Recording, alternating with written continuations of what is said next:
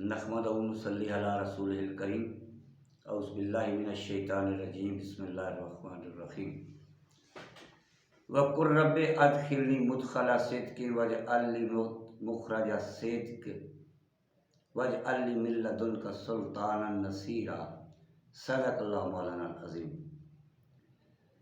اے میرے رب، مجھے جس بستی میں داخل کر سچائی کے ساتھ داخل کر، اور جس بھی بستی سے نکال سچائی کے ساتھ نکال، اور اپنی بارگاہ خاص سے مجھے ایک اقتدار عطا کر جو اس دین کو غالب کرنے میں میرا مددگار ہے۔ یہ وہ دعا ہے جو ہجرت سے پہلے نبی رحمت صلی اللہ علیہ وسلم کو سکھائی گئی۔ ہجرت سیرت النبی میں ایک بہت بڑا موڑ ہے۔ سچی بات تو یہ ہے کہ اسلام کی پوری تاریخ میں ایک بہت بڑا واقعہ ہے۔ یہاں سے تاریخ بدلتی ہے، یہاں سے اسلام کمزوری سے نکل کر طاقت حاصل کرنے کے مرحلے میں داخل ہوتا ہے۔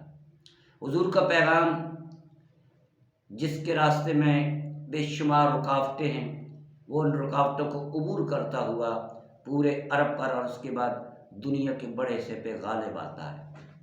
تو ہجرت بنیادی طور پر نبی رحمت کی دعوت اور اسلام کے غلبے کا وہ عظیم مرحلہ ہے جس پر رک کر سوچنے کی ضرورت ہے۔ اللہ کی سنت یہ ہے کہ جب کوئی بستی نبی کی دعوت سننے سے انکار کرتے کرتے اس حد تک پہنچ جاتی ہے کہ اب مزید دین کی دعوت آگے بڑھنے کا امکان نہیں رہتا، تو اللہ اپنے نبی اور اپنے رسول علیہ السلام کو وہ مقام چھوڑنے کا حکم دیتا ہے۔ اسے ہم ہجرت کہتے ہیں۔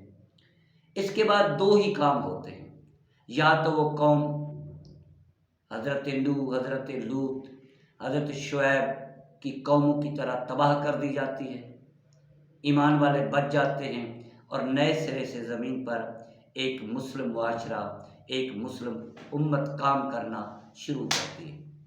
دوسرا یہ ہے کہ رسول جس مقام سے ہجرت کرتا ہے وہاں فاتح بن کے دوبارہ آتا ہے اور دین غالب آتا ہے۔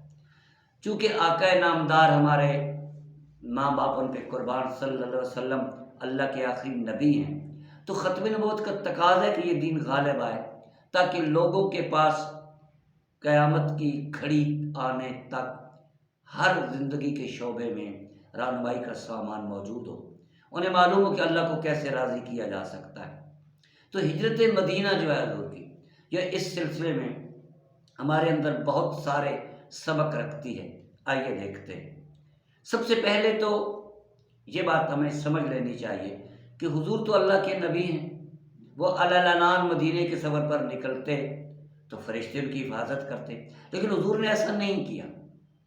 وجہ انسانی زندگی کے دائرے میں آپ نے ہمارے لیے یہ نمونہ عمل چھوڑا ہے کہ جب بھی آپ اپنے راستے میں چلتے ہیں اور کوئی نئی جگہ تلاش کرتے ہیں، آپ کی زندگی میں نیا موڑ آتا ہے، نئے حالات آتے ہیں، تو حکمت اور تدبر کو استعمال کرنا ضروری ہے۔ آج ہم جس سنت کو بھول چکے ہیں وہ ہے اسباب کا استعمال۔ حضور نے سارے ممکنہ اسباب استعمال کیے۔ ذرا غور کریں، حضور نے اپنے بستر پر حضرت علی رضی اللہ تعالیٰ عنہ کو سلایا۔ کیوں؟ تاکہ کفار کو آخری لمحے تک یہ خبر نہ ہو کہ محمد صلی اللہ علیہ وسلم اپنی رہائش گاہ چھوڑ چکے۔ پھر اپنے ساتھ اپنے قریب ترین دوست کو لے کر گئے ہیں جو ہر لحاظ سے قابل اعتبار ہیں، حضرت ابوبکر صدیق رضی اللہ تعالیٰ عنہ۔ حضور جس رات کو ہجرت کرنی ہے اس سے پہلے دوپہر کے وقت وہاں گئے ہیں، جو کہ خلاف معمول آمد تھی، تو ابوبکر سمجھ گئے کوئی خاص معاملہ ہے۔ آپ نے فرمایا کہ آج رات ہجرت کرنی ہے۔ انہوں نے پوچھا میں نے آپ کے ساتھ ہونا ہے؟ فرمایا ہاں۔ رات کے وقت نکلے ہیں۔ اچھا، جب رات کے وقت نکلے ہیں تو مدینہ کی طرف نہیں جاتے بلکہ مخالف سمت میں چلتے ہیں۔ مدینہ مکہ سے شمال کی طرف ہے اور آپ جنوب کی طرف چند کلومیٹر چلے ہیں اور غار ثور میں جا کر پناہ لی ہے، یا کہہ سکتے ہیں قیام فرمایا۔ 3 دن حضور وہاں رہتے ہیں۔ 3 راتیں رہنے کا مطلب یہ ہے کہ مکہ والے آپ کی تلاش میں گھوم پھر کر تھک جائے، پھر آپ نکلے۔ اچھا، پھر اس غار میں کھانا آتا رہا جو حضرت اسماء بنت ابی بکر لاتی رہی۔ اچھا، ان 3 راتوں میں بھی آپ غافل نہیں ہیں، ذرا غور کریں کہ حکمت اور تدبر اور منصوبہ کیا ہے اور کتنا مکمل منصوبہ ہے۔ مکہ والے حضور کی تلاش میں ہیں، ہر جگہ سے خبریں لے رہے ہیں، گویا ایک جاسوسی کا ماحول ہے، دیواروں کے بھی کان ہیں، آنکھیں بھی ادھر ادھر اشارے سمجھ رہی ہیں، لیکن مکہ والوں میں حضرت بکر کے بیٹے ہیں، دن بھر وہاں رہتے ہیں اور ان کی خبریں، ان کے منصوبے اور ان کی جو چالیں ہیں اس کے بارے میں ہر رات آ کر حضور کو بتا رہے ہیں۔ تو ایک جاسوسی کا باقاعدہ نظام بھی ہے۔ پھر 2 اونٹنیوں کا اہتمام ہے جن پہ سوار ہو کر حضور حضرت بکر کے ساتھ نکلتے ہیں، اور ایک شخص ہے عبداللہ بن اریکز، اسے پیسے دے کر اپنا رہنما بنایا ہے۔ عرب کا یہ دستور تھا کہ جب لوگ اجنبی راستے پہ چلتے تو کسی رہنما کو ساتھ رکھتے۔ وہ بندہ نابینا ہے لیکن بلا کا اس کا حافظہ ہے اور وہ سارے راستے جانتا ہے۔ اچھا، یہ 2 اونٹنیاں اس ہجرت سے بہت پہلے حضرت ابوبکر نے لے کر اچھی طرح پالی ہوئی تھی۔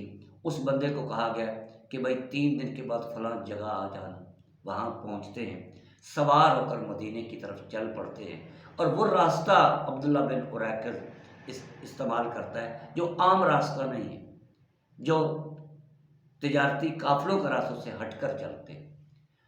تو یہاں ہم دیکھتے ہیں کہ حضور اکرم علیہ الصلاۃ والسلام نے جب ہجرت کی ہے تو اس پورے ایک منصوبہ بنانے کے بعد اس پر کمال حکمت سے عمل کیا ہے۔